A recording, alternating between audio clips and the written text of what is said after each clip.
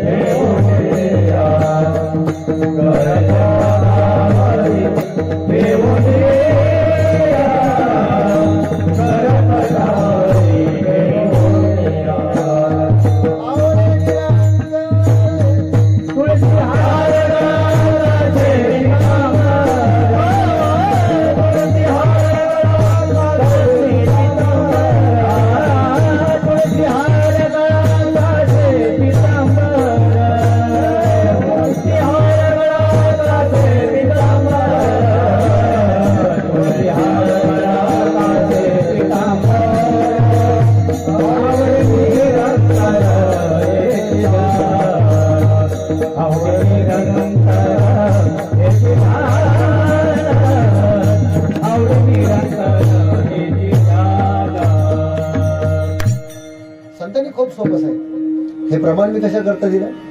काय आवडतं संतांना? आवडे निरंतर हेची ध्यान, एवढंच ध्यान। कितीतरी प्रमाण आहे संतांचं। जगामध्ये आवड नाही असं कोणी तुम्हाला भेटणार नाही। आणि तुम्हाला सांगतो, परमार्थ हा सगळा आवडीवर ठरतो। बघा तुम्ही, आवड जर असेल, आणि खरंच महाराज तुम्हाला धन्यवाद तेवढे थोडे आहे। कीर्तन जंगलात आहे असं म्हटलं तरी चालेल, बरोबर आहे ना? माझ्या माहिती जंगलात आहे। बघा तुम्ही, असं म्हणतात की दुर्जन माणसं, वाईट माणसं जर चांगल्या जागेवर जरी एकत्र आली तर तिथं ती दंगल करतात। दुर्जन माणसं, वाईट विचाराची माणसं चांगल्या जागेवर एकत्र आली तरी ती दंगल करतात, आणि चांगल्या विचाराची माणसं जंगलात जरी एकत्र आली तर जंगलातही मंगल कसं घडू शकतं याचं उत्तम उदाहरण म्हणजे याच्यापेक्षा काय सांग? आणि भगवंताच्या नामात हे सामर्थ्य आहे की तुम्ही कुठेही घ्या तिथं मंगल होतं। अमंगलाला ही मंगलत्व जो प्राप्त करतो ते परमात्म्याचं नाम आहे। आणि महाराज परमार्थाचं वैशिष्ट्य सांगतो तुम्हाला की ज्याला परमार्थ आवडतो, भक्ती आवडते, तो माणूस 10 किलोमीटर दूर सुद्धा परमार्थ करायला जाईल, भजन करायला जाईल. पण ज्याला आवडत नाही ना, त्याच्या घरात शेजारी जरी कीर्तन असेल ना, तो म्हणाल डोकं उठायला लागलं, काय लावलं या लोकांनी, ते घर लावून घेतात. मी हे सांगतो कशा करता, एवढ्या लांब तुम्ही कीर्तन ऐकण्याकरता आला, आवड आहे म्हणून, आवडीशिवाय. आणि आपल्या व्यवहारात एक मराठीत म्हण आहे, आवड असेल तर सवड निघते, नाहीतर अनेक अडचणी आपण सांगत असतो. म्हणून परमार्थ हा आवडीचा आहे. आणि ज्याच्या जीवनामध्ये, म्हणून तर संतांनी हेची थोर भक्ती आवडते देवा संकल्पावी माया. आवड पाहिजे, आवड नसेल, परमार्थाचं सगळ्यात सोपी गोष्ट सांगतो, देवाची पूजा कशी करायची, वारी कशी करायची, काही माहित नसू द्या, फक्त देव आवडला पाहिजे. भक्तीचं सोपं सूत्र आहे, देव आवडला पाहिजे. आणि ज्यांना ज्यांना देव आवडला त्यांना परमार्थातले बारकावे नाही कळाले तरी चालतात, पण देव आवडला पाहिजे. किती सोपं आहे बरं परमार्थात. जाऊ द्या, एकदम व्यवहारातलं तुम्हाला सोपं सांगतो. काय होतं, आपल्याला परमार्थ आवडत नाही असं नाही बरं का, पण जेव्हा परमार्थ आणि संसार याच्यामध्ये आपण तुलना करतो ना, तेव्हा फरक पडायला लागतो. म्हणजे संतांमध्ये आपल्यामध्ये कुठं फरक पडतो की जेव्हा संसार निवडायचा का परमार्थ निवडायचा, या दोन गोष्टी येतात, तेव्हा आपल्यामध्ये फरक पडतो. बघा तुम्ही, म्हणून आमच्या संतांनी म्हणावं, विषय विषयाचा परिपाडू, गोड परमार्थ लागे कडू, कडू विषय तो गोडू जिवेशी झाला. एकदा काय झालं, एक मनुष्य पंढरपूरची वारी जवळ आली, आणि वारी जवळ आल्यानंतर आपण सगळे वारकरी आहोत, तुम्हाला अनुभव आहे. मोतीराम महाराज आपल्याला माहिती आहे, वारी जवळ आले लोक काय करतात, सगळे लोक म्हणतात महाराज वारीला जायचं, वारीला जायचं. आवड बघा बरं का, लोक काय म्हणतात, वारीला जायचं. आता वारीला जायचं ही गोष्ट खरी आहे, पण त्यातल्या त्यात माणसं पुन्हा एक वाक्य त्याच्या मागे म्हणतात, महाराज वारीला जायचं, पण पाऊस तेवढा वारीच्या आधी पडला तर बरं होईल. का म्हणतात बरं माणसं असं? माझं बोलणं लक्षात येतंय की तुमच्या? मी खूप सोपं सांगतोय. माणसं का म्हणतात असं? त्यांचं चूक नाही, ते काय म्हणतात, पाऊस आधी पडला तर पेरणी होऊन जाईल, म्हणजे आपल्याला निवांत मनानं वारीला जाता येईल. म्हणजे त्याला परमार्थ आवडत नाही असं नाही, आवडतो आणि संसारही आवडतो. बरं जाऊ द्या, दोन्ही मधलं काय जास्त आवडतं असं जर तुम्हाला विचारलं, काय जास्त आवडतं बरं आपल्याला, संसार जास्त आवडतो का परमार्थ जास्त आवडतो? अवघड विचारलं का, सोपं विचारतं, काय जास्त आवडतं? जाऊ द्या, तुमच्या मनातलं उत्तर देऊ का, तुम्हाला दोन्ही थोडं थोडं आवडतं. म्हणून तुम्ही बघा, कीर्तन आवडतं म्हणून तुम्ही कीर्तनात येता, आणि संसार आवडतो म्हणून जय हरी विठ्ठल होण्याच्या आधी घरी जातात. या दोन्ही गोष्टी आहेत ना. तसं भक्ती करणारा माणूस म्हणतो मला पंढरपूरच्या वारीला जायचं आहे, पण पाऊस पडला पाहिजे. पाऊस पडला पाहिजे हे ठीक आहे, पण जर कदाचित एखाद्या वर्षी पावसाळा लांबतो, बघा बरं का तुम्ही, गंमत बघा कशी, पावसाळा लांबतो, मग हा जो म्हणतो पंढरीच्या वारीला जायचंय पण पाऊस पडला नाही, काय करावं काय करावं. मग आता तेवढ्यात शेजाऱ्याला तो सांगतो, हे बघ बाबा वारीला तर जायचंय, पण आता जर बंधाऱ्याहून कोराकारी नसेल, भांडण नसेल तर मग तो शेजाऱ्याला सांगतो, बाबा मला वारीला जायचं आहे, पण वारीला जर गेलो आणि पाऊस पडला तर माझं पेरणं राहून जाईल, तेव्हा तेवढं माझं शेत पेरून देशील का? आता जर गोडी गुलाबी असेल, प्रेम असेल, तर तो शेजारी काय म्हणतो, महाराज आमची तर काही वारी करणं होत नाही, एक करा, तुम्ही वारीला जा, माझं वारीला जाणं होत नाही, पण तुम्ही वारीला जा, माझं शेत पेरायचं राहून देईल, आधी तुमचं पेरून देईल. हे कोण म्हणतो? शेजारी म्हणतो. योगायोग असा महाराज, उद्या त्याला वारीला निघायचं, सगळी बॅग भरतो, सगळे कपडे वगैरे घेतो, सगळं भरतो, ताट तांब्या सगळं घेतो, सगळं भरलेलं आहे, फक्त उद्या वारीला निघायचं. पण त्या रात्री होतं काय, रात्री 12 वाजता हे धो पाऊस मुगे महाराज, हे पाऊस पडतो. आता पाऊस पडल्याबरोबर तुम्ही सांगा, ज्याने बॅग भरलेली आता काय अडचण आहे, पण तो काय म्हणतो, महाराज आषाढीलाच गेलं पाहिजे असं काय, आषाढी कार्तिकी विसरू नको. मग आपण काय म्हणतो, कार्तिकीला गेलं तरी हे कुठून आलं, हे कुठून आलं, हे आपण आणलं. आपलं कसं आहे माहितीये का, आपण जर लोकांना म्हटलं ना आई बापाची सेवा करा, तुम्हाला सांगतो मोतीराम महाराज, घुगे महाराज, लोक आता इतके हुशार झाले, महाराजांपेक्षा लोकांची प्रमाण जास्त पाठ आहे. गैरसमज ठेवू नका मनामध्ये, खूप पाठांतर वाढलंय लोकांचं. आपण जर लोकांना म्हटलं ना महाराज आई बापाची सेवा करा, आईबाप तीर्थासारखे, एक मला म्हटलं महाराज काय सांगता आम्हाला, तुमचंच कीर्तन ऐकलं होतं वर्ष श्राद्ध दशक्रिया विधीला, तुम्ही काय सांगता, कवनाचे माय बाप कवनाचे गणगोत, टाक मग वृद्धाश्रमात. पण संतांनी प्रत्येक ओवी लिहित असताना कोणत्या संदर्भानं लिहिली, त्याच्या मागे लिहिण्याची संतांची भूमिका काय आहे, संतांनी प्रत्येक प्रमाण वापरताना ज्ञानोबरायांनी हे जरी लिहिलं तरी त्याच्या आधी ओवी लिहिली ना, सकळ तीर्थाची दुरे. म्हणजे आपलं कसं आहे, सगळं आपल्या सोयीनं कसं वापरता येईल तेवढं आपलं चाललंय. हे कसं आहे माहितीये का, एसटी मध्ये एक माणूस, म्हणजे जो कंडक्टर ड्रायव्हर असतो आपल्याला माहिती आहे, एकदा मी एसटीने प्रवास करत होतो, तर त्या कंडक्टरने आणि ड्रायव्हरने काय करावं, तंबाखूची पुडी काढली आणि दोघं खायला लागले. मग आता मला ना राहून मी म्हटलं हे बघा, त्या ड्रायव्हरला म्हटलं भाऊ तुम्ही आता खुशाल बिडी पिता गाडीमध्ये, काय वाटतं का तुम्हाला? म्हटलं एसटी महामंडळाने लिहिलंय धूम्रपान करण्यास सक्त मनाई आहे. बरं गाडीत बसणाऱ्याने बाकीच्याने नाही पाळलं ते एक वेळेस समजू शकतो आपण, पण कमीत कमी तुम्ही एसटी महामंडळाचे कर्मचारी तुम्ही तरी प्यायला नाही पाहिजे ना. त्या माणसाने काय सांगितलं माहिती आहे, हे परमार्थ करणार सगळ्यांकरता सांगते बरं तुम्ही ऐका. त्याने काय सांगितलं, म्हणले महाराज हे एसटी महामंडळाने लिहिलंय ठीक आहे, पण हे लिहिलंय कुठं? माझ्या मागे. म्हणजे हे कोणा करताय? माझ्या मागच्या लोकांकरता, त्याचा माझा काही संबंध नाही. तसं आपलं झालं.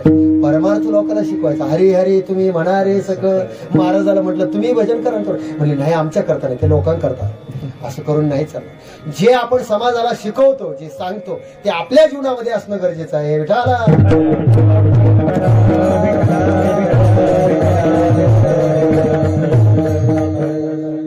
परमार्थामध्ये जी वृत्ती आहे ती अंतःकरणातून येते, आणि जेव्हा अंतःकरणामध्ये परमार्थ असतो, परमार्थाची आवड असते, तेव्हा परमार्थ आणि आपलं जीवन वेगळं करताच येत नाही. ते दोन्ही एकच आहे, वेगळं करताच येत नाही. पण आपलं कसं झालंय महाराज, आपण दोन्हीचा सावळा गोंधळ केलाय. आणि एवढा सावळा गोंधळ केलाय, मी काय सांगत होतो तुम्हाला, की लोक म्हणतात महाराज असं नाही नंतर केलं तरी चालतं.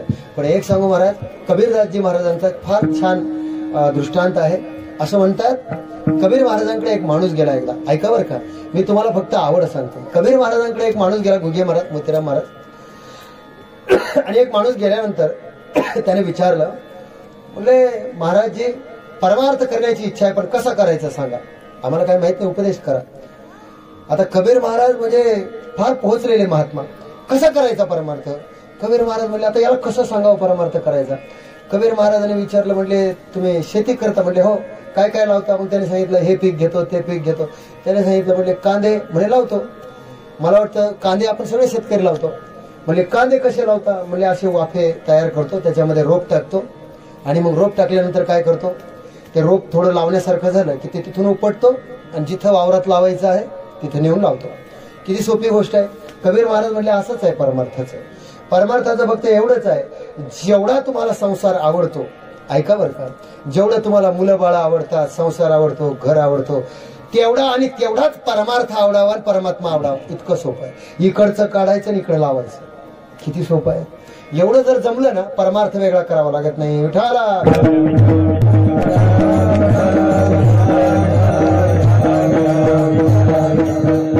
जाऊ द्या. अजून तुम्हाला सांगू, देव आवडावा, पण किती आवडावा. आमच्या संतांनी फार सुंदर म्हणावं. आमचे ज्ञानोबराय म्हणतात, अरे पहिलं तो गे काऊ कोकत आहे, शकून गे माये सांगत आहे. कावळ्याला सांगतात की अरे माझा परमात्मा मला भेटेल का सांग, माझ्या परमात्म्याची प्राप्ती मला होईल का. ही जी तळमळ आहे अंतःकरणामध्ये, ही जी आवड आहे. एक आमच्या नाथ महाराजांची फार छान गवळण आहे, माझा कृष्ण देखिला काय, माझा कृष्ण देखिला काय, कोणीतरी सांग गे सांगा, कोणीतरी सांग गे सांगा, कोणीतरी सांग गे. माझा कृष्ण देखिला काय, माझा परमात्मा कोणी पाहिला का.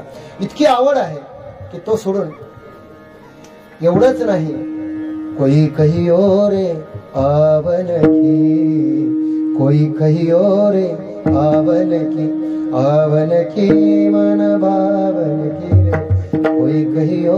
याच्यापेक्षा सोपं सांगतो तुम्हाला, आमच्या तुकोबरायांनी लिहावं, काय मी उद्धार पावे, काय कृपा करील नारायण, ऐसे तुम्ही सांगा संतजन, करा समाधान चित्त माझे. विठाला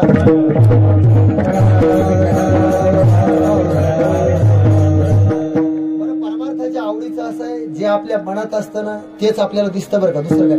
दादा सोपं सांगतो तुम्हाला, आपल्या भागामध्ये त्या खुलताबाद जवळ एक डोंगरावर देवी आहे बघा.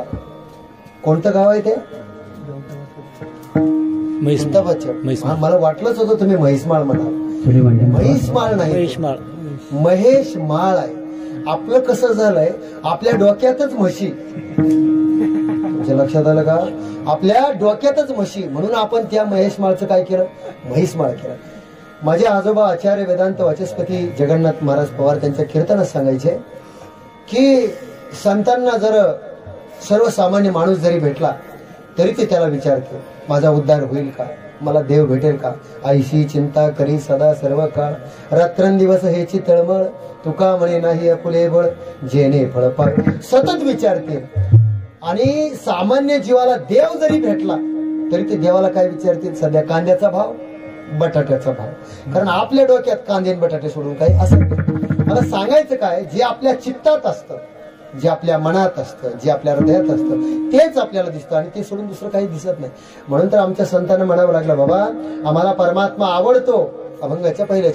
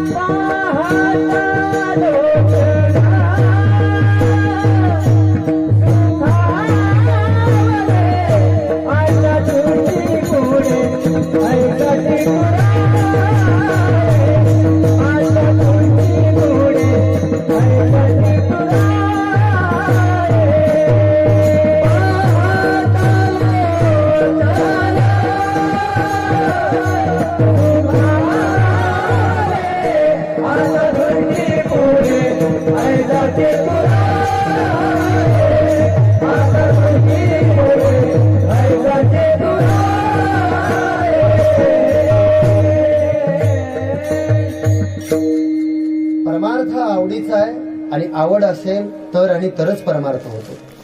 माझ्या आजोबा एक छान गोष्ट सांगायची. ते काय म्हणायचे की तुम्ही परमार्थ किती करता, किती वेळ परमार्थात राहता, याच्यापेक्षा तुमचं चित्त, तुमचं मन किती वेळ परमार्थात आहे याला महत्व आहे. काय होतं, पूर्वीच्या काळी आजच्या सारखी साधन व्यवस्था नव्हती आणि मग पंढरीच्या वारीला जर जायचं असेल, अनुकूलता नव्हती, पैसे नसायचे, तर एक 10-20 वर्ष तुम्ही जर मागे गेलात तर जुन्या माणसांना माहित असेल, लोक काय करायचे, चला बाबा गावातली सगळी माणसं वारीला नाही जाऊ शकत, मग गावातला एक माणूस कोणीतरी दरवेळेस ते असे निवडायचे की आता ह्या वेळेस हा जाईल, पुढच्या वेळेस हा जाईल, असं निवडायचे आणि सगळे मिळून वर्गणी करायचे आणि त्याला पैसे द्यायचे भाड्याला की तू जा.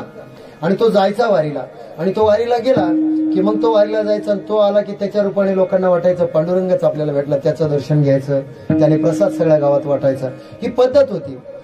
पण गंमत अशी आहे, जेव्हा घरून माणूस पंढरीच्या वारीला निघतो तेव्हा घरातून निघालेला माणूस सारखं चिंतन करत जेव्हा पंढरीच्या वारीकडे जातो. खरं आता मला फक्त वाक्य तुम्हाला विचारायचं आहे, परमार्थ कोणाचा होतो एवढं मला सांगा, म्हणजे तुमच्या कीर्तनात लक्षात येईल. कोण परमार्थ करतो? हो, एखाद्या घरातून एखादा माणूस जर पंढरीला गेला आणि घरी राहिलेले त्याचे बाकीचे माणसं, त्याची मुलं बाळ नातवंड सगळे, ते काय म्हणतात माहितीये का, आपले बाबा आता बस स्टँडवर गेले असते, आता पंढरीची गाडी लागली असेल त्यांना, आता एसटीत बसले असते, आता आपले बाबा पंढरपूरच्या जवळ गेले असतील, आपले बाबा आता काय करत असतील, चंद्रभागेत स्नान करत असतील, आपल्या बाबांनी आता प्रदक्षिणा केली असेल, आपले बाबा आता हरिपाठ म्हणत असतील, आपले बाबा कीर्तन ऐकत असतील, आपले बाबा आता देवळाच्या देव्हाऱ्याजवळ गेले असतील, आता आपल्या बाबांनी पांडुरंगाचं दर्शन घेतलं असेल, आपल्या बाबांनी बुक्का घेतला असेल, प्रसाद. हे कोण म्हणतंय? ऐका बरं, कोण म्हणतंय? घरी राहिलेले. आणि वारीत गेलेला काय म्हणतो? घरी बाळ्यानं म्हशीचं दूध काढलं की नाही कोणाला माहित, शेण वेळेवर उचललं की नाही कोणाला माहित. कोण परमार्थ करतय? खरं सांग. घरी राहिलेले घरी राहून पंढरीला आहे आणि हा पंढरीला जाऊन घरी आहे. कोणाचा परमार्थ खरा? म्हणून परमार्थ हा वृत्तीचा आहे, हे लक्षात घ्या. पैसे खर्चून जे वारीला जातात ना त्यांची वारी नाही, जे मनानं तिथं आहे, चित्तानं तिथं आहे. म्हणून जी लोक म्हणतात की महाराज, काही लोकांना महाराज मला 40 वर्षापासून आम्ही पंढरीची वारी करतो, 50 वर्षापासून. कशाला वाचतात ज्ञानेश्वरी? किती जीवनामध्ये तुमचा अनुभव उतारला हे महत्वाचं आहे. एकतरी वोवे अनुभवावी हे संतांनी का लिहिलं, का सांगितलं आपल्याला? कारण संतांचं सातत्यानं आपल्याला सांगणं आहे, शिकवणं आहे. देव आवडला पाहिजे, इतका आवडला पाहिजे जितका आपल्याला प्रपंच आवडतो, तितका परमार्थ आवडला पाहिजे. एक वाक्य अजून सांगतो मी तुम्हाला. माझे गुरु रंगनाथ स्वामी कारंडगावकर मला एक वाक्य सांगायचे. ते काय म्हणायचे की कधी कधी परमार्थ आणि संसारामध्ये पुसटशी रेषा आहे, ती लक्षात येत नाही माणसाची. खूप पुसटशी रेषा आहे, पण ती आपल्याला कळाली पाहिजे. लक्षात ठेवा, ज्या गवळणी होत्या, गवळणी, त्या गवळणींचं नटणं आणि सजणं म्हणजे चांगलं दिसणं, मेकअप करणं अलीकडच्या भाषेमध्ये, बाकीचं तुम्हाला सोपं समजेल, मेकअप करणं. त्या गवळणीचं नटणं आणि सजणं हे कोणाकरता होतं? देवा करता होतं. म्हणून गवळणीचं नटणं आणि सजणं सुद्धा परमार्थ झालं. हे परमार्थाचं वैभव आहे. आणि ऐका तुम्ही, माझे गुरु महाराज म्हणायचे की ज्ञानोबराय तुकोबरायांनी केलेला प्रपंच सुद्धा परमार्थ झाला. ही वारकरी संतांची विशेषता आहे. ज्ञानोबराय तुकोबरायांनी केलेला प्रपंच सुद्धा परमार्थ झाला, ही वारकरी संतांची विशेषता आहे. आणि तुम्ही आम्ही केलेला परमार्थ सुद्धा प्रपंच व्हायला लागला, ही आमची शोकांतिका आहे, ही आमची शोकांतिका. हे आम्हाला समजून घ्यावं लागेल. म्हणून आवडला पाहिजे देव, आणि आवडीच्याच मुळाशी सगळ्या गोष्टी आहेत. जर आवडत असेल ना, म्हणून तुम्ही बघा, ज्ञानोबरायची ओळी मी पहिल्यांदा सांगितली, तुम्हाला पुन्हा सांगतो. ज्ञानोबराय काय म्हणतात? विषय विषयाचा परिपाडू, गोड परमार्थ लागे कडू, कडू विषय तो गोड. काय होतं? गोड असणारा परमार्थ कडू लागतो, आणि कडू असणारा विषय गोड लागतो. असं का घडतं माहितीये का तुम्हाला? ज्या माणसाला सर्प चावला ना, आपल्याला ग्रामीण भागात माहितीये, लोक काय म्हणतात? महाराज त्याला मिरच्या खाऊ घाला, त्याला निमाचा पाला खाऊ घाला. का खाऊ घालतात? का खाऊ घालतात? त्याला जो चावलेला साप आहे तो विषारी आहे की नाही हे ओळखायची ते खूण आहे. त्याने जर कचा कचा लिंबाचा पाला खाल्ला आणि त्याला कडू नाही लागला तर लोक म्हणतात याला विष बाधा झाली. समजायचं की एखादा माणूस जर त्याला परमार्थ आवडत नसेल आणि परमार्थ कडू लागत असेल तर असं समजायचं याला विष बाधा झाली, विषयाची, काम क्रोधाची, लोभ मत्सर्याची. विठाला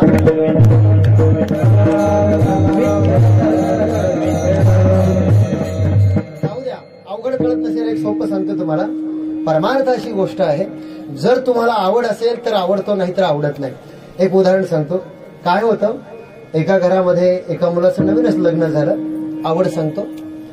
आणि नवीन लग्न झाल्यामुळं काय झालं, नवीन घरामध्ये आलेली सुनबाई आणि आई अशा दोघी असतात. आणि मग घडलं असं की हा मुलगा नोकरीला त्याच्या गावात नेहमी जायचा जिथे त्याची सर्व्हिस होती. योगायोग असा आहे की त्याला जो डबा त्या दिवशी घरून गेला तो डबा असा होता की आता नवीन लग्न झालेलं. मग सगळे जे त्याचे कलिग होते, त्याचे सहकारी होते, ते म्हणायला लागले की बाबा तू डबा आणलास, नवीन लग्न झालं, तुझ्या बायकोने कसा डबा दिला, भाजी कशी बनवली, कुतूहल आहे, म्हणजे दाखव आम्हाला. तर अजून तुम्हाला एक गोष्ट सांगतो, शिकलेली माणसं कधी एकत्र डबा खात नाही बरं का. तुम्हाला गंमत सांगतो, ती कधीच एकत्र खात नाही. का खात नाही ते मला नंतर कळालं.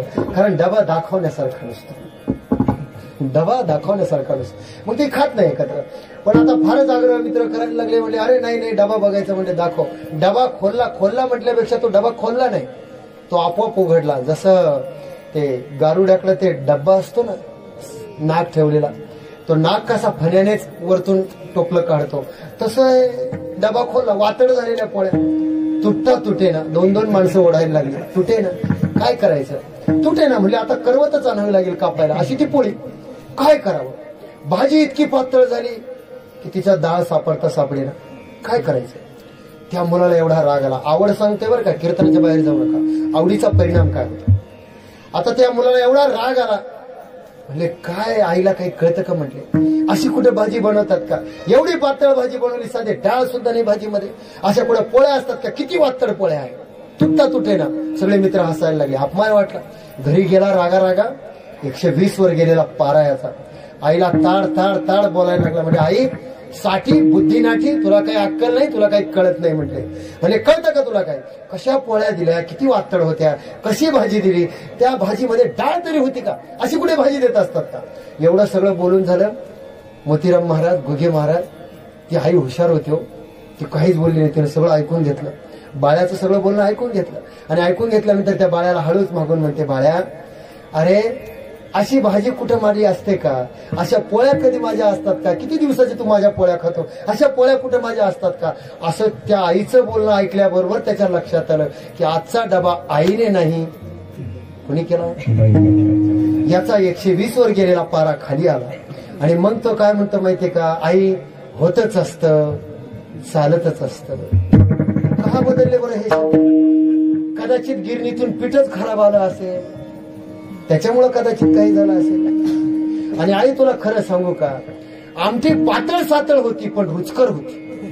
काय रुचकरता निर्माण झाली भाजीमध्ये? भाजी तीच आहे पण तुमची आवड बदलली, बघण्याचा दृष्टिकोन बदलला. म्हणून जीवनामध्ये जर तुम्हाला परमार्थ आवडत नसेल, देव आवडत नसेल, तर हा दोष देवाचा नाही. तुम्हाला ज्ञानेश्वरी आवडत नसेल, तुकोबारायचा गाथा आवडत नसेल, तर हा दोष ज्ञानेश्वरीचा आणि तुकोबारायच्या गाथ्याचा नाही, तुमच्या दृष्टीचा दोष आहे. मला एक वाक्य फार छान आवडलं. माणसाच्या दृष्टीचं ऑपरेशन करता येतं, दृष्टिकोनाचं नाही. काय म्हटलं? दृष्टीचं ऑपरेशन करता येतं, दृष्टिकोनाचं नाही. म्हणून लक्षात ठेवा. मला डॉक्टर APJ अब्दुल कलामचं अजून एक वाक्य या संदर्भानं आठवलं. माणसं इतकं अट्टहास करतात अलीकडच्या काळामध्ये की आपण समाजाला आवडलो पाहिजे, आपण भाऊबंधाला आवडलो पाहिजे. माझं बोलणं लक्षात ठेवा. फार अट्टहास करतात, आपण आवडलो पाहिजे, आवड म्हणून सांगू, आवडलो पाहिजे. फार जीवाचा आटापिटा करतात, आपण आवडलो पाहिजे. पण एक सांगू महाराज, ज्यांना तुम्ही आवडत नाही, अब्दुल कलाम म्हणायचे, ज्यांना तुम्ही आवडत नाही त्यांच्याकरता तुम्ही जीव जरी दिला तरी तुम्ही त्यांना कधी आवडू शकत नाही. आणि ज्यांना तुम्ही आवडता, तुम्ही कसेही असा, कितीही चुका, तरी तुमच्यावरचं प्रेम करणं जे सोडत नाही, ती खरी तुमची माणसं, ती खरी तुमची माणसं. हे आपल्याला लक्षात आलं पाहिजे. म्हणून जगायचं ना त्या लोकांकरता जगात ज्यांना आपण आवडतो, जे आपल्यावर प्रेम करतात. आपलं कसं झालंय माहितीये का मोतीराम महाराज? 90 माणसं पाया पडले किंवा 99 माणसं पाया पडले ना, त्या 99 पाया पडल्याचं सुख नाही वाटत मृदुंगाचार्य महाराज. एक पाया का नाही पडला त्याचं दुःख जास्त. महाराजांनी कीर्तन केलं का? आता तुम्ही खरं सांगा. हे माता माऊलीने विचारतो मी, तुमच्याबद्दल नाही सांगत, दुसऱ्या गावचं सांगतो. दुसऱ्या गावाला गेल्यावर मग तुमचं सांगेल. काय होतं, सासू असते. आता एखादी सून दिवसातून 3 वेळा पाया पडते, बरोबर आहे की नाही? आता एखाद्या दिवशी नजर चुकीनं म्हणा, कामाच्या घाईमध्ये नाही पडली पाया. रोज पाया पडलेली सासू विसरून जाते, आज पायाच नाही पडली, जादाच झालं. आईनं काही शिकवलंच नाही, एकदाच पाया पडायचं विसरली ती. म्हणजे हे आपण काय करतो जीवनामध्ये. म्हणून आणि तुम्ही लक्षात ठेवा, कोणी तुमच्या पाया पडलं म्हणजे तुम्ही मोठे होणार आहात, आणि कोणी तुमच्या पायाने पडलं म्हणजे तुम्ही लहान होणार आहात, असं काही आहे का त्याच्यामध्ये? नाही मला. म्हणून वारकरी संप्रदायाचा आणि वारकरी संतांची विशेषता आहे. अहो महाराज जाऊ द्या, लांब नाही सांगत, आमच्या महाराज लोकांचाच विषय सांगतो तुम्हाला. कोणावर घ्यायचं नाही, वैयक्तिक जनरल सांगतो. किती चांगला गायक असो, एखादा गायन जर केलं, किती मोकळ्या अंत करणाऱ्या माणसानं कौतुक केलं पाहिजे. पण ज्याला आवडत नाही ना माणूस, ते म्हणतील महाराज शिकतंय अजून पोरगं, गातं पण बरं आहे, पण थोडं थोडं हुकतं, शिकेल अजून. काय करायचं त्याने? आता काय जीव द्यायचा? करायचं काय? एखादा मृदुंगाचार्य ते 4 वाजता उठतं, इतकी मेहनत करतं, लोकांना आवडलं पाहिजे, आपण आपलं कौतुक केलं पाहिजे. आणि खरं सांगू महाराज, आज तुम्हाला हात जोडून सांगतो, म्हणजे आपल्या भागातली, आपल्या परिसरातली जर कोणी चांगली गुणवान माणसं असेल तर तुम्हाला सांगतो महाराज, आपण जगाकडून शिकलं पाहिजे. जेव्हा मी परदेशातल्या लोकांची पुस्तकं वाचली, अनेक परदेशातल्या लोकांचं, आपल्या देशाची विशेषता सांगतो तुम्हाला. परदेशातली लोक किती जरी लहान माणूस त्यांच्या देशातला असेल तर त्याला मोठं कसं करता येईल याचा प्रयत्न करतात, त्याला प्रेरणा देतात, त्याच्या मागे उभं राहतात, त्याला शक्ती देतात. परदेशातली लोक म्हणतात की आमच्या देशात किती लहान माणूस असो, त्याला मोठं कसं करायचं हे आम्ही ठरवतो आणि त्याला मोठं करण्याचा प्रयत्न करतो. म्हणून बघा, त्यांच्याकडच्या कोणत्याही छोट्या छोट्या गोष्टी ते चांगलंच म्हणतात, मोठंच म्हणतात. आणि आपल्या देशामध्ये कितीही मोठा माणूस असो, त्याला लहान कसं करायचं एवढं चांगलं जमतं, आपल्याला चांगलं जमतं. महाराज, आपल्या माणसाचं, आपल्या आजूबाजूचं, अहो आपल्या पोराला जर आपणच मूर्ख म्हटलो तर तुम्हाला वाटतं का गाव कधी हुशार म्हणायचं तर?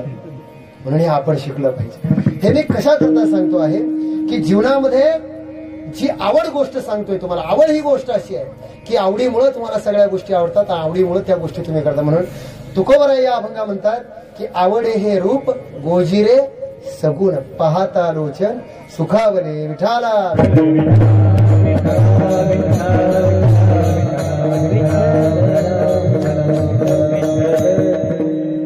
आणि एक सांगू का महाराज, आवड आणि प्रेम जर तुमच्या जीवनामध्ये असेल, भाव जर तुमच्या जीवनामध्ये असेल तर परमार्थ करण्याकरता वेगळी कोणती गोष्ट लागतच नाही, काहीच लागत नाही, फक्त आवड असली पाहिजे. आवडीचे याच्या पुढे जाऊन सांगतो तुम्हाला. आमच्या ज्ञानोबरायांना विचारा तुम्ही. ज्ञानोबराय आवडीविषयी ज्ञानोबराय ज्ञानेश्वरीमध्ये 3 प्रकारची आवड सांगतात. ज्ञानोबराय म्हणताय सत्वगुणी, तमगुणी, रजगुणी 3 प्रकारचे लोक जगामध्ये. आता बघा बरं का, ही तिन्ही लोक जर जगामध्ये ओळखायची असेल तर कशी ओळखायची तुम्हाला गंमत सांगतो, ऐका. सत्वगुणी माणूस कसा ओळखायचा, ऐका. सत्वगुणी माणूस जर ओळखायचा असेल तर ज्ञानोबराय म्हणताय ज्या माणसाला गोड आवडतं, गोड पदार्थ आवडतात, ज्ञानेश्वरीत म्हणतात गोड पदार्थ ज्याला आवडतात, मधुर आहे, गोड आहे, ते पदार्थ ज्याला आवडतात तो सत्वगुणी माणूस. तरी कुही जले उष्टे खाता न मानिजे तेने अनहिता, जैसे काव पहिता म्हैसी खाय. आणि याही पुढे जाऊन ऐसे खारट आपडे राजसा तया आवडे, उन्हे चिने मिशे तोंडी आगी जिगळे. ज्या माणसाला खरट पदार्थ आवडतात, उष्ण पदार्थ आवडतात, तो कोणत्या वृत्तीचा, रजगुणी वृत्तीचा. सत्वगुणी वृत्तीचा गोड आवडतो, रजगुणी वृत्तीचा उष्ण आणि खारट. काही माणसाला मोतीराम महाराज, भुगे महाराज इतके उष्ण पदार्थ आवडतात, इतके उष्ण आवडतात की त्यांना आपण कितीही उष्ण द्या. आमचा एक मित्र होता विद्यापीठामध्ये, आम्ही शिकत असताना आमच्यामध्ये पै लागायची बरं का मोतीराम महाराज. ज्याची चहा शेवट राहील म्हणजे पितांना, जो सगळ्यात म्हणजे ज्याचा चहा लवकर संपेल त्याचा, जो सगळ्यात शेवट चहा संपवेल त्याने बिल भरायचं. प्रत्येक वेळा मलाच भरावं लागायचं. काय करणार, जेवणाची स्पीड कमी आणि चहा प्यायची स्पीड कमी, काय करणार. म्हणजे असं आमचं ठरलेलं होतं. काही माणसं इतके उष्ण, नुसतं त्याने असा ग्लास आणला की तोंडाला लावायचं आणि पिऊन टाकायचं, इतकं उष्ण. मला गंमत वाटायची याला चटका कसा बसत नाही. काही लोक इतकं उष्ण. एक माणूस हॉटेलमध्ये गेला आणि त्या हॉटेलवाल्याला म्हटला, हे बघ म्हणजे हॉटेलमध्ये गरम काय, सगळ्यात गरम. त्याने गरम भजे आणले. म्हटले एवढे गरम नाही, याच्यापेक्षा गरम काय. त्याने जिलेबी आणली. म्हणजे याच्यापेक्षा गरम. त्याने वडा सांबार आणला. म्हणजे याच्यापेक्षा गरम. आता ते हॉटेलचा वेटरच होता, वैतागला तो. शेवटी त्याने वैतागल्या मारी म्हटलं हे काय डोक्याने गेलं की काय कोणाला माहित. त्याने रागा काय केलं, मोतीराम महाराज चुलीतून विस्तवच आणला, प्लेटमध्ये भरून आणि ठेवला त्याच्यासमोर. आता तोही त्याचा डोक्याचा वरचा मजला खालीच होता. त्याने सिगरेट काढली, पेटवली आणि गेला निघून. मला हे सांगायचे याकरता की जगामध्ये काही माणसाला उष्ण पदार्थ आवडतात, त्यांना रजगुणी म्हणतात. तमगुणी कोणाला म्हणतात, तरी कुही जले उष्टे खाता न मानिजे तेने अनहिता, जैसे काव पहिता म्हैसी खाय. कीर्तनाच्या बाहेर जाऊ नका, मी फक्त आवड शब्दावर बोलतो. आवडे हे रूप गोजिरे सगुण. आवड काय असते, आवडीला काय होतं. ज्ञानोबराय म्हणतात काही लोकांना कसं आवडतं, तमगुणी माणसाला काय आवडतं, ऐका. आपण शेतकरी आहोत, म्हैस माहितीये तुम्हाला, माहितीये सगळ्यांना. कशी असते म्हैस, म्हशीला मेळवण नावाचा एक पदार्थ दिला जातो. काय असते बरं हे मेळवण, सडलेलं, कुजलेलं, खराब झालेलं, म्हणजे सगळं खराब एकत्र करायचं आणि ते म्हशीसमोर ठेवायचं. म्हशीनं कधी तक्रार केली का हो तुमच्याकडं, का हे एवढं खराब झालेलं मला दिलं. ती असं खाते जणू काही पंचपक्वान्न खाते, तिला काही वाटत नाही त्याचं. तसं जगामध्ये ज्ञानोबराय म्हणते त्या म्हशीसारखे काही लोक आहेत, त्यांना काही द्या खायला, ते विचारच करत नाही, खातच राहतात. त्यामध्ये मग ती तमगुणी वृत्तीची माणसं, त्या अन्नाचा विचार करत नाही, हे सात्विक आहे, चांगलं आहे, खराब झालेलं, त्याचा विचारच करत नाही, ती तमगुणी माणसं. पुढे चला. आता हे मी तुम्हाला अन्नावरून लोकांची आवड सांगितली. अजून एक आवड ज्ञानोबरायांनी ज्ञानेश्वरीमध्ये सांगितली. ती आवड तर इतकी जगा वेगळी आहे. ज्ञानोबराय म्हणतात काही लोकांना स्त्री आवडते. हे माझी भाषा नाही, क्षमा मागून बोलतो. काही लोकांना स्त्री आवडते. स्त्री आवडू नये असं मी म्हणणार नाही. संसार करणाऱ्या माणसाला स्त्री आवडणारच, पण किती आवडावी त्या मर्यादा आहेत. ज्ञानोबराय म्हणतात स्त्री किती आवडावी. ज्ञानोबरायांनी फार सुंदर लिहिलं, चित्ताराधे स्त्रियेचे तियेचे ने छंदे नाचे, माकड गारुड्याचे तैसे होय. काय लिहिलं ज्ञानोबरायांनी. ज्ञानोबराय म्हणतात स्त्री आवडावी. प्रपंचामध्ये दोघांचा सल्ला असतो, आवडावी, पण किती आवडावी, इतकी आवडू नये की माकड गारुड्याचे तैसे होय. ते बोले हे डोले. बोलणं लक्षात येतंय का माझ्या. मी सोपं जाऊ द्या. माझे आजोबा आचार्य वेदांत वाचस्पती जगन्नाथ महाराज पवार एक छान उदाहरण सांगायचे. ते म्हणायचे की पूर्वी काळामध्ये ते गारुडी लोक असायचे बघा, गारुडी लोक ते खेळ करायचे ग्रामीण भागामध्ये. आणि खेळ करत असताना मग त्या गारुड्याकडे एक माकड असायचं आणि एक माकडीण असायची. मग त्या खेळ करत असताना व्हायचं असं की ते खेळ सुरू झाला की खेळ ठरलेला असायचा. ती माकडीण रुसून बसायची. ऐका बरं का मी काय सांगतोय. ती माकडीण रुसून बसायची आणि ते माकड मग त्या माकडीनीची समजूत काढायचं, तिचा रुसवा काढायचा. नको गो बाई, असं नको करू, तसं नको करू. मग ती एकूण उड्या मार. हे मी माकड आणि माकडीनीचं सांगतोय, तुम्ही माझ्याकडे पाहू नका इतकं. माकड माकडीनीचं सांगतोय. तर ते उड्या मारायचं, समजूत घालायचा प्रयत्न करायचं की बा आता हिला बरं वाटेल, मग हिला बरं वाटेल, आणि ते समजूत घालायचं. असा हा त्यांचा ठरलेला खेळ. माझ्यासारख्याला आम्हाला काय होतं, असं पाहिलं की न राहतो, आणि मग न राहून मी एका गारुड्याला असं विचारलं की खरे बाबा, तू अशा ग्रामीण भागामध्ये हा खेळ खेळतो की माकडीन रुसून बसते, मग माकड तिची समजूत काढतं, आणि मग गरीब लोक असतात ग्रामीण भागातले, कोणी तुला दाणे देतं, 4-2 पैसे देतं, एवढ्या पैशाने तुझं काय होणार आहे? म्हणजे तुला एक सल्ला देतो. म्हणजे सल्ला काय? म्हणजे तू शहरात खेळ कर. शहरात जर खेळ केला ना, शहरात नोकरीवाले लोक असतात, पैसा असतो त्यांच्याकडे, तुला जरा पैसे जास्त भेटतील. आता सल्ला चांगला होता, पण तुम्हाला सांगतो महाराज, कधी कधी मोतीराम महाराज, अडाणी माणसं सुद्धा, ज्यांना लोक आपण अडाणी म्हणतो ना, या देशामध्ये अडाणी म्हणायचं कोणाला मोठा प्रश्न आहे. ऐका बरं का, अडाणी म्हणायचं कोणाला? अरे एक अडाणी आणि अशिक्षित बाप, माझं बोलणं नीट ऐका, अडाणी म्हणायचं कोणाला? एक अडाणी अशिक्षित बाप 4 शिकलेल्या मुलांना सांभाळतो, एखाद्याला डॉक्टर करतो, इंजिनियर करतो, सायंटिस्ट करतो, प्राध्यापक करतो. एक अडाणी अशिक्षित बाप 4 शिकलेल्या मुलांना सांभाळतो, एका छोट्याशा खोलीमध्ये घेऊन राहतो. एक अडाणी अशिक्षित बाप 4 शिकलेल्या मुलांना सांभाळतो, पण पुढे मोठं झाल्यानंतर ही 4 शिकलेली मुलं एका अडाणी बापाला सांभाळू शकत नाही. ही आजच्या ज्ञानाची शोकांतिका आहे. काय करायचं आम्हाला या ज्ञानाचं? याचा विचार आम्हाला करावा लागेल. म्हणून अडाणी म्हणायचं कोणाला, ज्ञानी म्हणायचं कोणाला मोठा प्रश्न आहे. त्याला जेव्हा मी असं म्हटलं ना, तो काय म्हटलं, मी म्हटलं बाबा शहरात जर तू खेळ केला तर तुला जास्त पैसे भेटेल. त्याने काय उत्तर दिलं माहितीये का मला मोतीराम? म्हटलं महाराज, शहरात आमचा खेळ पाहायला कोण येईल? मी म्हटलं का? घरोघरी हाच तर खेळ असतो. घरोघरी हाच तर खेळ असतो. चित्ताराधे स्त्रियेचे, तियेचे छंदेनाचे, माकड गारुड्याचे तैसे होय. म्हणून ज्ञानोबराय म्हणतात आवडीचे विषय प्रत्येकाचे भिन्न आहे. पण अहो महाराज, आमच्या ज्ञानोबरायांना, तुकोबरायांना तुम्ही विचारा, ते म्हणतात हे झाले सर्वसामान्य माणसाचे विषय, पण संतांना काय आवडतं? तुझे आनवा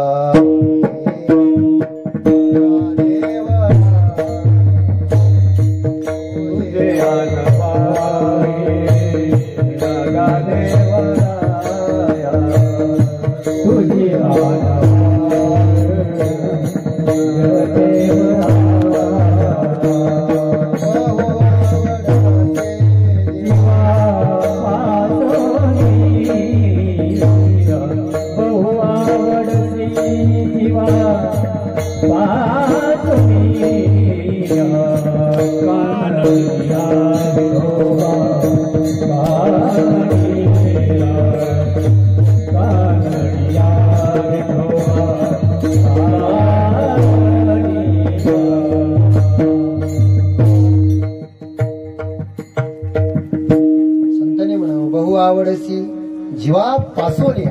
काय होतं? आवडतो. किती आवडतो? तुझी आन वाही नगा देवराया, बहु आवडसी जीवा पासून. तू सोडून जगामध्ये आम्हाला काही आवडत नाही. अहो महाराज, आमच्या संतांनी इतकं वर्णन करावं, आम्हाला परमात्मा एवढा आवडतो, एवढा आवडतो की काय सांगावं त्याच्या आवडीविषयी, किती सांगावं. बरं सोडा, नुसतं संतांनाच आवडतं का हो जगामध्ये? देवालाही आवडतं की? आवड देवाची ऐका तो, आवड देवाची ऐका तो, आवड देवाची ऐका तो, आवड देवाची ऐका तो, आवड देवाची ऐका तो,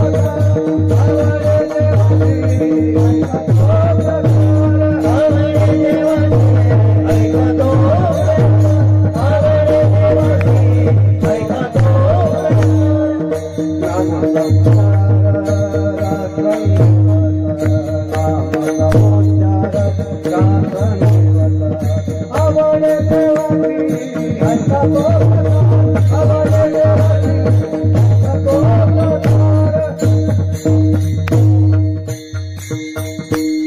शांतप्रमाण महाराजांनी आवडे देवासी तो ऐका प्रकार, नामाचा उच्चार रात्रंदिवस. देवाला काय आवडतं? एकले न कंठेची म्हणून येणे, गगनचंद्र सूर्य मेघ तारंग. एकले न कंठेची म्हणून एकट्याला करमत नव्हतं, म्हणून जग निर्माण केलं. आवड आहे त्याची, आणि जोपर्यंत त्याची आवड आहे ना महाराज, तोपर्यंतच आपण आहोत बरं का, हे लक्षात ठेवा. त्याची आवड संपली, आपल्याविषयीचा इंटरेस्ट संपला त्याचा, की तो लगेच संपवतो माणसाला. म्हणून त्याची आवड आहे म्हणून आपण आहोत. लक्षात ठेवा, आवड महत्वाची. देवालाही आवडतं, कोणाला आवडत नाही? संतांना आवडतं, देवाला आवडतं. अहो जर देवाला आवडतं तर मग माणसाला आवडणार नाही का? तुका म्हणे कैची कीव कोठे जीव निराळा. जर देवाला आवडतं आपल्याला, कारण गीतेमध्ये स्वतः भगवान परमात्मा असं सांगताय, ममय वंशो जीव लोके जीवभूत सनातन मनःषष्ट्यान इंद्रियाणी प्रकृतीस्थानी हर्षती. कारण सामान्य जीव हा ईश्वराचा अंश आहे, आणि मग जे देवाला आवडतं मग आपल्याला आवडणार नाही का? बरं, आवडीचा परिणाम असा असतो महाराज. कधी कधी आवडीनं काय होतं बघा. एकदा काय झालं, जगद्गुरु तुकोबरायाचं कीर्तन होतं, आणि एक माणूस तुकोबरायाचं कीर्तन ऐकायला चालला. आवड अशी गोष्ट असते, आणि मी कधी कधी गमतीनं सांगत असतो, तुम्ही किती कीर्तन ऐकले यापेक्षा कशा अंतःकरणाने कीर्तन ऐकले त्याच्यावर बोध होत असतो. मग हा रोज कीर्तनाला जाणारा माणूस, एकदा झालं असं की जाता जाता रस्त्याने एका मित्राला म्हटलं, चल बाबा कीर्तन ऐकायला. तुकोबरायाचं कीर्तन होतं. कधीच कीर्तनाला न गेलेला माणूस बरं का, पण आता मित्र म्हणतोय म्हटल्यावर गेला कीर्तनाला. आता कीर्तनाला गेला आणि त्याने ऐकलं की तुका म्हणे जन्म आल्याचे सार्थक विठ्ठलाची एक देखरिया. मनुष्य जन्माला आल्यानंतर माणसानं भगवान परमात्म्याला पाहिलं पाहिजे, त्याला प्राप्त केलं पाहिजे. त्याला प्राप्त न करता जन्म जर वाया गेला तर जसं ज्ञानोबराय म्हणतात, अगा माझी भक्ती विन जळवते जहाले पण अगा पृथ्वीवरी पाषाण नसते काय. मग काय दगडधोंडे कमी आहेत का? माणसामध्ये पशुमध्ये मग काय फरक आहे? आपल्याला देव कळायला पाहिजे, धर्म कळायला पाहिजे, शास्त्र कळायला पाहिजे. आणि हे ऐकून ते मित्राबरोबर गेलेला कीर्तनाला, ऐका बरं का मी काय सांगते, मित्राबरोबर कीर्तनाला गेलेला तुकाराम महाराजांचं कीर्तन ऐकलं. महाराज ते कीर्तनही तुकाराम महाराजांचं होतं, कीर्तनही तुकाराम महाराजांचं होतं. तुकाराम महाराजांच्या कीर्तनाचं सामर्थ्य एवढं मोठं आहे महाराज. असं म्हणतात की एकदा जगद्गुरु तुकोबरायाच्या कीर्तनामध्ये एका बाईने मेलेलं मुलं आणून टाकलं. एकदा जगद्गुरु तुकोबरायाच्या कीर्तनामध्ये एका बाईने मेलेलं मुलं आणून टाकलं. म्हटले, महाराज तुमच्या कीर्तनात जर सामर्थ्य असेल तर माझ्या मुलाला उठवा. महाराज नुसतं मूल नाही उठलं, मूल उठलं आणि भजन करायला लागलं. काय ऐकता, जगद्गुरु तुकाराम महाराजांच्या कीर्तनामध्ये मेलेलं मूल उठलं आणि भजन करायला लागलं. आमच्या कीर्तनात जिवंत माणसं भजन करत नाही, तो भाग सोडून करतच नाही. महाराजाचा जीव जायची वेळ येते पण आपण काही भजन करत नाही. बाबा तुलाच उक्त दिलंय, करत राहतो. मला सांगायचं काय, संतांचा परिणाम एवढा मोठा आहे. आणि ते तुकोबरायाचं कीर्तन होतं. तुकोबरायांच्या त्या शब्दाचा एवढा परिणाम त्या माणसावर झाला. अहो महाराज काय सांगावं, ते दुसऱ्या दिवशी त्याच्या घरच्या मंडळीने विचारलं, का म्हटले आमचे घरचे हे तुमच्या बरोबर आले होते रात्री?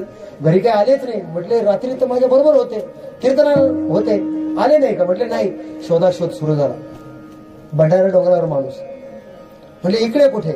अरे म्हणले इकडे काय? म्हटले रात्री तुकोबरायाचं कीर्तन ऐकलं, तुकोबरायाने सांगितलं की जन्माला आलो तर देवाची प्राप्ती झाली पाहिजे, आलो जंगलात, आता घरी नाही यायचं. तेव्हा तो मित्र म्हणतो, बाबा असं कीर्तन नसतं ऐकायचं रे. कीर्तन कसं ऐकायचं माझ्या कोण आहे? कीर्तन कसं ऐकायचं असतं हा महाराज लोकांचा धंदा आहे, ते सांगत असतात, आपण ऐकायचं असतं. एवढं मनाला लावून नाही घ्यायचं. असं कीर्तन ऐकतो आपण. कीर्तन ऐकायचं कसं झालंय माहितीये का महाराज? आपल्या अलीकडच्या काळामध्ये एका घरामध्ये एक सासूबाई कीर्तनाला निघाली आणि नवीन लग्न होऊन सुनबाई आली होती. मग ती सासूबाई कीर्तनाला निघाली तेव्हा त्या सुनेने विचारलं, अहो सासूबाई, आत्याबाई कुठे निघाल्या तुम्ही? तेव्हा ती सासू म्हटली, अगं सुनबाई, अगं बोधे, आपल्या गावामध्ये सप्ताह सुरू झाला, पहिल्या दिवसाचं कीर्तन आहे, चांगले कीर्तन ऐकायला. मग ती सून काय म्हणते, तिच्या माहेरला ती कीर्तन ऐकत होती, तिला कीर्तनाची आवड होती. ती सून म्हटली, अहो सासूबाई, अहो आत्याबाई, मी येऊ का कीर्तनाला? मग तेव्हा ती सासू त्या सुनेला असं म्हणते, मोतीराम महाराज, भुगे महाराज, अगं बोधे, अगं सुनबाई, हे काय तुझं कीर्तनाला येण्याचं वय आहे का? मग कीर्तनाला जाण्याचं वय कोणतं? ज्या वेळेस माणसाला अजिबात ऐकू येणार नाही त्यावेळेस कीर्तन ऐकायला. म्हणजे महाराज ठार मेला तरी चालेल, आपल्यावर काही परिणाम होईल. आणि अशी कीर्तन ऐकतो आपण. बरं, असं कीर्तन ऐकून काय परिणाम होणार? त्या माणसाच्या मनावर जो परिणाम. आणि तुम्हाला सांगतो महाराज, अलीकडच्या काळामध्ये आपला जो परमार्थ चाललाय, आपली जी भक्ती चालली ती अशीच चालली, समजून उमजून नाही. लोक करतात म्हणून आपण करायचं जल्लोष मोठा. परमार्थ किती मुरलाय अंतःकरणामध्ये, परमार्थाची वृत्ती किती आली आमच्या अंतःकरणामध्ये, हे महत्वाचं आहे. अहो महाराज तुम्हाला एक सांगू, कधी जर तुम्ही पंजाबमध्ये गुरुद्वारेमध्ये गेलात, नांदेडला गेलो तुम्ही आता, माझं व्याख्यान होतं, तिथं गुरुद्वारेमध्ये कधी गेला नसाल तर जाऊन बघा, कधी पंजाबला जाऊन बघा. तुम्ही मंदिरात तुमची पाय धुण्याची इच्छा असो अथवा नसो, मधून नहर जाते पाण्याची, तुमचे पाय धुतले जातात. तुमच्या डोक्यावर जर काही नसेल ना, ते शीख लोक तुम्हाला रुमाल देतात, नावा हा रुमाल घ्या, डोक्यावर घ्या. तुम्ही मंदिरातून येईपर्यंत तुमच्या बुटाची पॉलिश करतात, तुमच्या कपड्यावर अत्तर मारतात. इतका आदर तिथ्य करतात. प्रसाद असा देतात की तुम्ही जर खाल्ला तर घरी येईपर्यंत गावरान तुपाचा वास हाताचा जात नाही. हे मी कशा करता सांगतोय. किती सेवाभाव आहे. किती मोठा माणूस असो गुरुद्वारेमध्ये सेवा करतो. कलेक्टर जरी असेल तरी येणाऱ्या भाविकांची सेवा करतो. हा सेवाभाव आपण त्यांच्याकडून शिकला पाहिजे. अहो महाराज, आपल्या मंदिरात खरं सांगा, आपल्या मंदिरात जर माणूस गेला तर तो मंदिरातून येईपर्यंत बूट जागेवर राहील की नाही, शंकाच आहे की नाही. पण हे खोटं बोलतोय का मी. किती उदाहरणं सांगू तुम्हाला. अहो महाराज, मध्यंतरी आमची घरची मंडळी मला म्हटली, मागच्याच वर्षीचा विषय आहे, जास्त लांब नाही, मी काय खोटं बोलणार नाही, नारदाच्या गादीहून बोलतोय. एकाच महिन्यामध्ये माझे 4 जोड गेले नवे चपलाचे. आणि तेही कुठे गेले, कीर्तनातून गेले. मी कीर्तनाला गेलो की कीर्तनाला आलो की चपलच सापडत नाही. खरं सांगा, काय उपयोग आहे या कीर्तन करण्याचा. लाज वाटायला लागते स्वतःची. काय सांगतो आपण समाजाला. हे मी वस्तुस्थिती सांगतोय, कोणावर बोलत नाही, हे घडलेलं सांगतोय. मग एका गावाला मी कीर्तनाला गेलो, फेटा बिटा बांधला, कीर्तनाला जायला लागलो. लांब गेलो आणि माझ्या लक्षात आलं की चप्पल पायात राहिली. मी पुन्हा मागे गेलो. चौकदाराने मला विचारलं, महाराज कुठे चालले. म्हणजे गाडीत चप्पल टाकतो. काय करू, कारण आता बायको घरात घेणार नाही म्हणलं 5वा जोड जरी गेला. हे कशा करता सांगतोय. हा विरोध नाही आहे, ही वस्तुस्थिती आहे. जे परमार्थ आपण करतोय त्या परमार्थामध्ये, अरे ज्या लोकांनी पानपोई लावली त्या लोकांना जर ग्लासाला साखळी लावावी लागत असेल तर किती दुर्दैव आहे. म्हणजे ग्लासही आपण घरी घेऊन येतो, लाज कशी वाटत नाही आपल्याला. कसं लोकांनी देवधर्म तरी कसे करावे. अवघड आहे ना महाराज. म्हणजे कधीतरी आपल्या मनाला आपण विचारलं पाहिजे, काय परमार्थ करतोय आपण. बरं, मोतीराम महाराज ते श्रावणामध्ये पोथ्या लावतात. लोक कशाला लावतात मला अजून मेळ लागला नाही, पण लावतात. बरं, लावल्या, चांगली गोष्ट आहे. एवढ्या पोथ्या लावतात. इकडे पांडव प्रथा, तिकडे हरिविजय, पोथ्याच पोथ्या. बरं, ते ऐकायला येणारे लोक मोजके असतात, 4-5 लोक असतात. मी परमार्थ सांगतो तुम्हाला, कसा ऐकला पाहिजे आपण. बरं, ते घुगे महाराज, मृदुंगाचार्य महाराज, मोतीराम महाराज, ते ऐकायला येतात ना महाराज. ते ऐकायला येणारे 4-5च असतात. पण इकडे पोथी सुरू झाली की लगेच ते डोळे लावतात, लगेच डोळे लावतात. बरं, डोळे लावतात. काही माणसं असे असतात महाराज, कीर्तनात सुद्धा काही लोक आले नाही, ज्यांना कुठेच झोप येत नाही त्यांना कीर्तनात झोप येते. महाराजांनी रामकृष्ण हरी सुरू केलं की त्यांना झोप लागलीच म्हणून समजा. पण झोप लागल्यानंतर तुम्हाला सांगतो, कीर्तन जर काही कारणामुळे मध्ये थांबलं नाही तर जय हरी विठ्ठल होईपर्यंत हे डोळे उघडत नाही. जर मध्ये काही कारणामुळे स्वर कमी जास्त झाला, कीर्तन जर थांबलं तर मग हे डोळे उघडून पाहता, कीर्तन का थांबलं. मग महाराजांनी पुन्हा सुरू केलं की पुन्हा हे डोळे लावून घ्या. असं आपलं कीर्तन ऐकायचं काम. तसं हे पोथीमध्ये जे लोक येऊन बसतात ना, सगळे डोळे लावले. बरं, खरं सांगा, आपला परमार्थ कसा चाललाय माहितीये का मोतीराम महाराज. त्या पोथीमध्ये संस्कृत श्लोक वगैरे जर असेल तर ते 2 वाचणारे असतात. एक संस्कृत श्लोक वाचतो, एक दुसरा त्याचा अर्थ सांगतो. मग आता हे अर्थ सांगणारे दोघंही आपले संगनमताने बसलेले असतात. आता हे बघतात, आला पोथीला लोक आले, सुरू करतात पोथी. मग तो श्लोक वाचतो, हा त्याचा अर्थ सांगतो. होतं असं की काही वेळानंतर काही अवघड श्लोक येतात. आता ते इतके अवघड असतात की त्या वाचणाऱ्याला काही वाचताच येत नाही. काय करायचं, मग त्याची मोठी अडचण होते.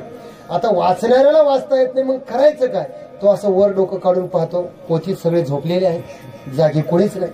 मग तो म्हणतो काही टेन्शन घ्यायचं काम नाही. तो आपलं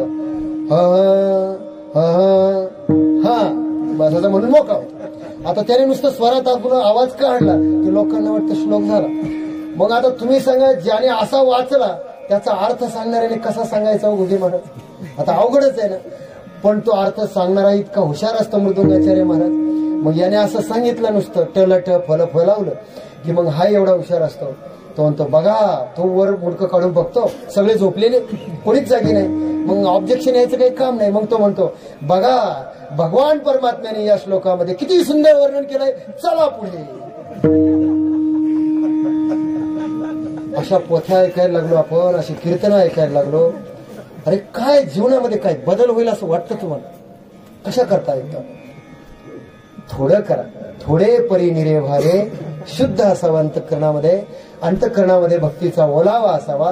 आणि मी या करता सांगतो आहे की कधी कधी थोडं जरी मिळालं तरी उत्तम चारित्र्य निर्माण होऊ शकतं, उत्तम गोष्टी निर्माण. आणि महाराज, आवडीचा परिणाम एवढा मोठा होतो की जीवनामध्ये जर तुमच्याकडे आवड असेल. तुम्ही बघा, आमच्या भक्त पुंडलिकानं आई बापाची आवडीनं सेवा केली. आवड सांगतो तुम्ही काय केलं, फक्त आवडीने सेवा केली. किती आवड सेवा केली, एवढी सेवा केली, एवढी सेवा केली महाराज. त्रिलोक्याचा नायक, त्रिलोक्याचा मालक दारात येऊन उभा राहिला. काय म्हटला की अरे बाबा, तुला भेटायला आलो, भेट. पुंडलिकाने काय सांगितलं? भेटू शकत नाही, वेळच नाही, गरज असेल तर ही वीट पुंडलिकासाठी अजूनही तिष्ठत. तुका म्हणे धन्य मात त्याची. काय मात आहे पुंडलिकरायाची की अरे पुंडलिकरायानं वीट भेटली तरी विटेवर उभा राहिला तुमच्या आमच्या करताना. मी नेहमी सांगत असतो की ज्या परमात्म्याची तुम्ही वारी करता ना पंढरीची, तो वारी करणारा देव तुमच्या आमच्या करता नाही आला. अरे त्या पुंडलिका करता आला. त्या पुंडलिकाने एवढी आई बापाची सेवा केली म्हणून तो तिथे उभा राहिला. आणि तोही तुम्हाला आम्हाला सांगतो की बाबा जो आईबापाची सेवा न करता पंढरीच्या किती जरी वाऱ्या केल्या तरी तो तुम्हाला पावणार नाही. पण एक गोष्ट सांगतो, जो माणूस निष्ठेनं आणि प्रेमानं आपल्या आईबापाची सेवा करतो, आपल्या आईबापाचा शब्द पाळतो, त्याने एक जरी पंढरीची वारी नाही केली तरी एक दिवस असा येईल की पंढरीचा पांडुरंग परमात्मा त्याच्या दारात येईल. हे सामर्थ्य आईवडिलाच्या सामर्थ्याचं, हे सामर्थ्य आहे आईवडिलाच्या भक्तीचं. पण आपलं कसं झालंय, जवळ हे सगळं सिद्ध आहे, हात चालावया पाय चार धाम करून येतात. घरच्या चार धामाची काय सोय आहे? काही पत्ता नाही, काही पत्ता नाही. अहो महाराज लक्षात ठेवा, ज्याला आईबाप कळाले त्याला देव कळण्याकरता वेळ लागत नाही, तो आपोआपच कळतो. ज्याने जन्म दिला ते आपल्यासाठी पहिल्यांदा देव आहे.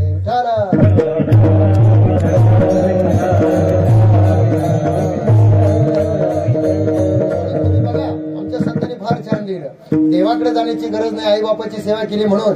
समपाय कर काटे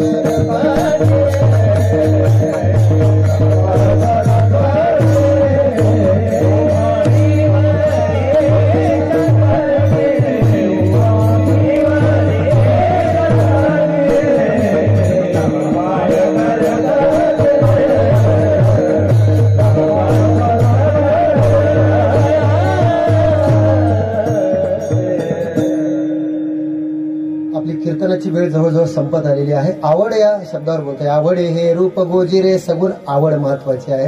काळजी करू नका, अजून माझ्या हक्काची 7 मिनिटं आहे, एवढे 7 मिनिटं बोलतो आणि बरोबर 9 म्हणजे 9ला. कारण काय आहे, कीर्तनानंतर जेवण आहे, प्रसाद आहे.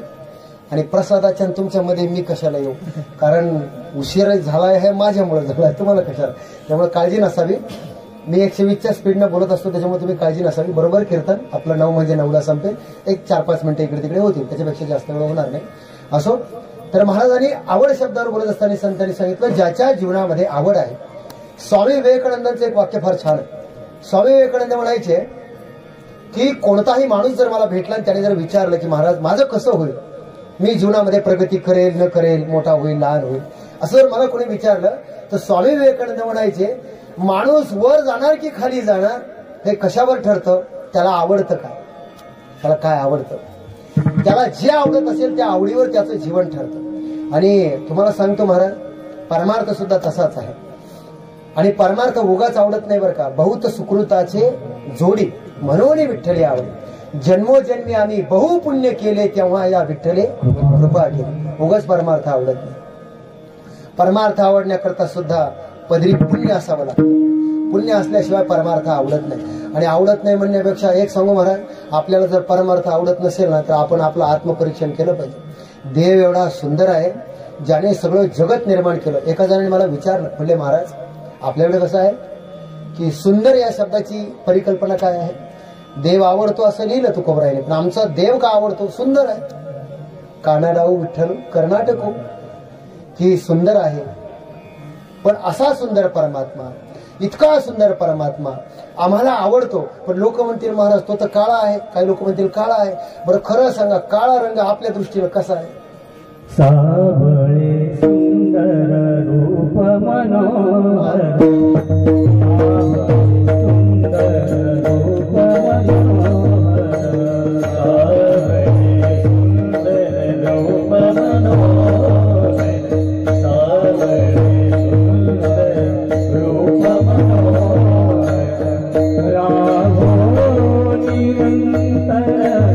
हृदयी माझ्या सावळे सुंदर रूप मनोहर सावळे सुंदर रूप मनोहर. परमात्मा सावळा आहे, ठाईचाची काळा अनादि बहु काळ. काळा रंग आवडतो का हो तुम्हाला? मी सोपं विचारतो इथं मला. आपल्या व्यवहारात बरं जाऊ द्या, अवघड कळत नसेल. आता पुढे लग्न सराईचे दिवस आले. मुलगा पाहताना किंवा मुलगी पाहताना तुम्ही जर तुमच्या मुलीला नवरदेव पाहायला गेलात किंवा तुमच्या मुलाला जर मुलगी पाहायला गेलात, काय परिकल्पना आहे बरं आपल्या डोक्यामध्ये सुंदरतेची? जी सगळ्यात काळी मुलगी आहे ती सगळ्यात सुंदर, असं आहे का? काय आहे? गोरी पाहिजे. आणि महाराज या गोऱ्यापणाचं तर विचारूच नका. आता त्या गोऱ्यापणाचं कसं झालंय माहितीये का? पोरग काळं भूत असेल तर चालेल, ढेकात पडलं तर ओळखून यायला चालेल, पण त्याला बायको मात्र ऐश्वर्या राय सारखी सुंदर पाहिजे. कुठून आणलं आपण? सुंदर पाहिजे. आणि सुंदरतेची कल्पना काय आहे आपल्याकडे? सुंदर म्हणजे गोरी पाहिजे. हो महाराज, काळा रंग हा असा आहे. आपल्याकडे ते आमोशा सुद्धा तशीच. आपल्याकडे लोक काय म्हणतात, मला आमोशा वाईट, आमोशा वाईट. जगामध्ये मोठी माणसं कशी ओळखायची म्हणजे आमोशा वाईट. आमोशा वाईट, त्या आमोशाच्या दिवशी जन्माला आलेले पोरं पण वाईट. माझा जन्म आमोशाचा आहे बरं. माझी आई मला नेहमी सांगत असते, तू आमोशाच्या दिवशी बाहेर जाऊ नको. खरं विचार करून बघा, छत्रपती शिवाजी महाराजांनी जेवढे किल्ले जिंकले तेवढे सगळे आमोशाच्या रात्री जिंकले. ते जर असं म्हटले असते आमोशा वाईट आहे, तर जीवनामध्ये एवढं कर्तृत्व करू शकले असते? नाही महाराज. आणि म्हणून बघा तुम्ही, छत्रपती शिवाजी महाराजांचं जेव्हा आम्ही नाव घेतो तेव्हा याचं कारण असं आहे की कोणत्याही किल्ल्यावर कधी पूजा नाही केली, किल्ले बांधले. बरं, एवढे मोठमोठे किल्ले बांधले पण कुठं स्वतःचं नाव नाही लिहिलं. काय कर्तृत्व आहे? आणि आमचं कुठं थोडस आम्ही जातो ते किल्ले पाहायला, स्वतःचं नाव लिहिलं.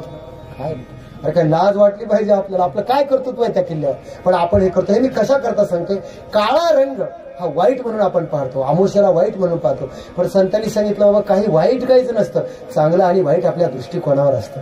आणि म्हणून चांगलं किंवा वाईट होणं हे आपल्या दृष्टिकोनावर, आपल्या कर्मावर, आपल्या कर्तृत्वावर असतं. म्हणून संतांनी म्हणावं की परमात्मा हा दिसायला जरी काळा असला तरी तो काळा असणारा, सावळा असणारा परमात्मा जर आपल्याला सुंदर दिसत नसेल, चांगला दिसत नसेल तर का दिसत नाही? पांडुरंग कांती दिव्य तेज रत्न संतांनी म्हणावे एवढा सुंदर तो परमात्मा, पण आपल्याला सुंदर का दिसत नाही? जाऊ द्या, जाता एक छान उदाहरण सांगतो. देव जर आपल्याला सुंदर दिसत नसेल तर असं समजायचं दोष देवाचा का आपला? देव सुंदर दिसत नाही, दोष आपला ना. आपल्याला सुंदर कसं? एक उदाहरण सांगतो. एकदा काय झालं, रामायणातला प्रसंग आहे.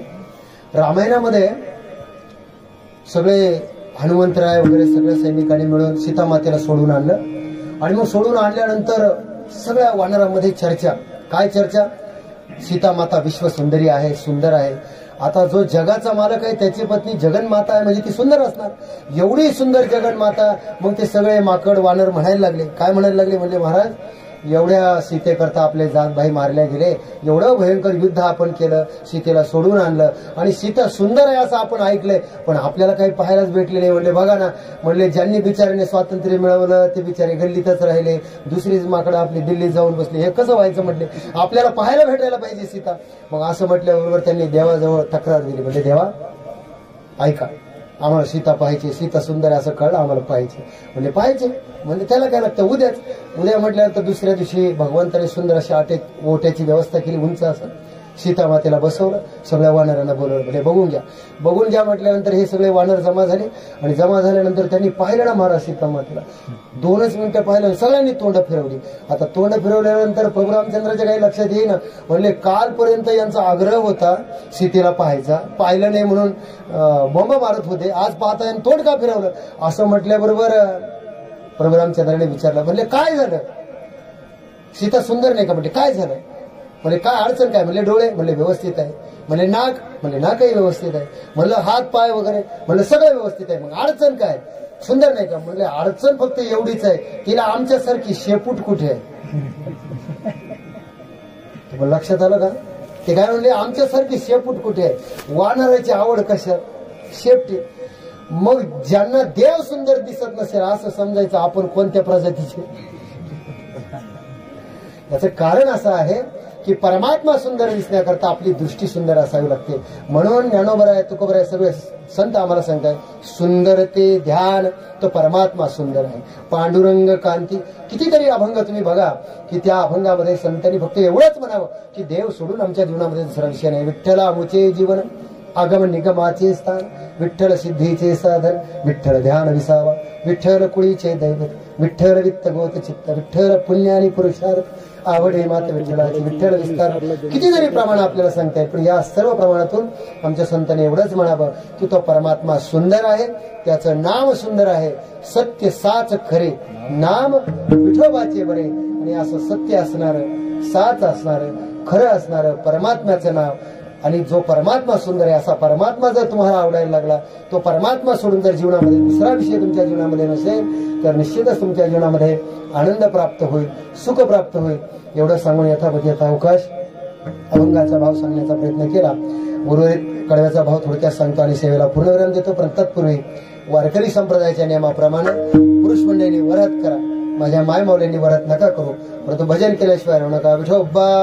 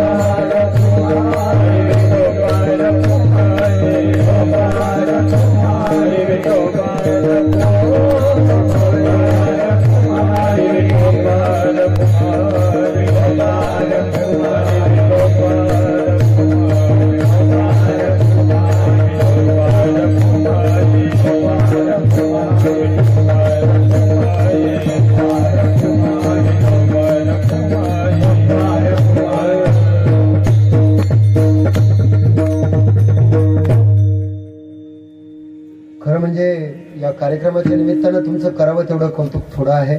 कारण अनेक ठिकाणी फिरत असताना सगळं नियोजन करतात लोक. गावात सप्ताह असेल तरी गावात सुद्धा एवढी माणसं कीर्तनाला येत नाही महाराज. एवढ्या दूरपर्यंत मला मोटरसायकलवर ज्या चोपदाराने आणलं ना, मी म्हटलं आता एक तर फेटा पडेल नाही तर मी तरी पडेल, काहीतरी होईल. पण त्याने कमाल आहे त्याची आणि व्यवस्थित आणलं. त्याला माहिती होतं नंतर पडे ना का महाराज पण कीर्तन होईपर्यंत समजून आणलं पाहिजे, आणि कीर्तन कसं व्हायचं. गंमत आहे. तर हे कशा करता सांगतो, एवढ्या दूर आणि एवढं थंडीचं वातावरण आहे आणि एवढ्या वातावरणामध्ये आपण येता आणि एवढ्या दूर येणं म्हणजे गावात सुद्धा एवढी माणसं जमत नाही महाराज. एवढी सुंदर माणसं तुम्ही इथं आला आणि मला आनंद वाटला. इतक्या लांब आल्यानंतर मला सुद्धा वाटलं होतं की एवढ्या उंचावर आणि एवढ्या टेकडावर जर कीर्तन असेल तर किती माणसं असतील कीर्तनाला. पण आमचे गुगे महाराज असतील, आमचे मृदुंगाचार्य, फार छान वातावरण आहे. नाही तर तुम्हाला सांगतो महाराज, बऱ्याच गावामध्ये चांगले टाळकरी मिळणं, चांगले मृदुंगाचार्य मिळणं. तसाही मोतीराम महाराजांच्या घरची जी परंपरा आहे ती खूप मोठी परंपरा आहे. त्यांच्या वाडवडिलांपासून माझ्या वडिलाची मिराशी गा देवा जे तुकोबराय म्हणतात तशा पद्धतीनं त्यांच्या घरामध्ये खूप छान परंपरा आहे. तुमच्या गावामध्ये वारकरी संप्रदायाची मोठी परंपरा आहे. आणि अगदी मला वाटतं सगळ्यात पहिल्यांदा तुमच्या गावामध्ये मी कीर्तनाला आलो होतो तेव्हा तुम्हाला आठवतं की नाही मला माहीत नाही, 11वीला होतो मी फक्त तेव्हा आलो होतो. अनेक वर्षापासून तुमच्या गावामध्ये कीर्तनाला येतो. अतिशय सुंदर छान गाव आहे तुमचं. चांगल्या पद्धतीनं तुम्ही नियोजन करता आणि तुम्ही जे गुणवान माणसं मिळवली आहेत त्यांचं किती कौतुक करावं. फक्त एवढंच सांगतो, मला एक वाक्य आठवलं. असं म्हणतात की गरुडाचे पंख कबुतराला लावता येतीलही कदाचित. असं म्हणतात गरुडाचे पंख कबुतराला लावता येतीलही कदाचित, पण आकाशात गगन भरारी घेण्याचं जे वेळ असतं ते रक्तातच असावं लागतं आणि ते या लोकांमध्ये आहे. हे महत्वाचं. नाहीतर परमार्थ असा नुसता लिहून नाहीये, नुसता असा बळजबरीनं दाखवता नाही. तो आतून असला ना मग अधिक माणूस खोलतो, अधिक आनंद, समोरच्यालाही आनंद मिळतो, आपल्यालाही आनंद मिळतो. आणि असा आनंदाचा परमार्थ तुकोबराय म्हणतात, ज्या परमात्म्याचं आपण भजन करतो, ज्याचं आपण नाम घेतो, जीवनामध्ये तुम्ही काही जरी केलं ना. एक वाक्य आज मी तुम्हाला सांगतो, ज्या संतपीठामध्ये मी शिकवतो त्या संतपीठामध्ये माझ्याकडे इंडोनेशिया असेल, इंग्लंड असेल, अमेरिका असेल, केनिया असेल, वेगवेगळ्या देशातले विद्यार्थी आहेत आणि पूर्ण भारतातले आहेत. डॉक्टर आहे, इंजिनियर आहे, प्राध्यापक आहे, पैसा आहे, नोकरी आहे, संपत्ती आहे, सगळं व्यवस्थित आहे, पण तरीही लोक ज्ञानेश्वरी शिकतात, तुकोबरायचा गाथा शिकतात, अभ्यासतात. का अभ्यासतात याचा विचार केला तुम्ही कधी? याचं एकच उत्तर आहे की तुम्ही आयुष्यामध्ये कितीही मोठे व्हा, कितीही सत्ता मिळवा, संपत्ती मिळवा, कितीही मोठे व्हा, पण आयुष्यामध्ये सुख आणि समाधान जर मिळवायचं असेल तर तुम्हाला ज्ञानोबरायांच्या आणि तुकोबरायांच्या विचाराकडेच यावं लागेल. हे जगातलं सत्य आहे, ते तुम्हाला स्वीकारावं लागेल. आणि हे काय आहे, आपल्याकडे एखादी गोष्ट नसली की त्याचं आकर्षण आपल्याला असतं, पण ज्यांच्याकडे आहे त्यांना जाऊन तुम्ही भेटा, म्हणजे तुम्हाला ही गोष्ट कळेल. हे मी याकरता सांगतो आहे की संतपीठामध्ये अनेक पद्धतीने लोक अभ्यास करतात. तुमच्यापैकी सुद्धा कोणाला कधी जर वाटलं तर या पैठणला आल्यानंतर भेटा, तिथं आता हॉस्टेलची सुद्धा व्यवस्था होते आहे. जवळजवळ 25 एकर जमीन आहे, 3-4 कोटीचं बांधकाम सुद्धा आहे, खूप मोठं आहे. आमचे मोतीराम महाराज आलेले, त्यांनी पाहिलेलं आहे. षष्टीच्या वेळेस आला तरी या. कोणाला ऍडमिशन घ्यायचं असेल तर ऑनलाईन ऑफलाईन दोन्ही मोडमध्ये ऍडमिशन घेता येतं. तुकाराम गाथा आहे, ज्ञानेश्वरी आहे, एकनाथी भागवत, वारकरी संप्रदाय. येणाऱ्या काळामध्ये आमच्याकडे संगीतासारखा विषय सुद्धा येणार आहे. गुगे महाराज लक्ष असू द्या, कारण आम्हाला संगीतासाठी सुद्धा चांगल्या माणसांची गरज पडणार आहे. मृदंगाचार्य असेल, गायन वादन, हे विषय असो. या निमित्ताने एवढं सांगतो की परमात्मा आवडावा, भक्ती आवडावी, आणि परमात्मा जर आवडा तर तुकोबराय म्हणतात, तुका म्हणे माझे हेच सर्व सुख, पाहीन श्रीमुख आवडीने. परमात्मा सुखरूप आहे, कारण परमात्मा सोडून जगात कुठे सुख नाही. म्हणून तुम्ही बघा, सर्व सुखाचे आगर बाप रखोमा देवीवर, सर्व सुखाचे आगर जनी म्हणे शारंगधर, सर्व सुखाचे आगर तो हा उभा विठवर. किती प्रमाण सांगू तुम्हाला, या सगळ्या प्रमाणातून हे सिद्ध होतं की बाबा जगामध्ये सुख मिळवायचं असेल तर तुम्हाला भक्ती करावी लागेल, भगवंताचं नामचिंतन करावं लागेल, आणि हे आपण करतोच आहोत. हे जर सातत्यानं चालू ठेवलं तर नक्कीच आपलं जीवन सुखकर होईल, सुखमय होईल. म्हणून खऱ्या आनंदाचा आणि शाश्वत आनंदाचा मूलमंत्र म्हणजे संतांचं साहित्य, संतांचं वाङ्मय, संतांचा विचार आहे. सर्वस्वी ते स्वीकारायची जबाबदारी मात्र आपल्यावर आहे. ज्या संतांनी हा मार्ग आपल्याला दाखवला, एक वेळ त्या संतांचं भजन ज्ञानेश्वर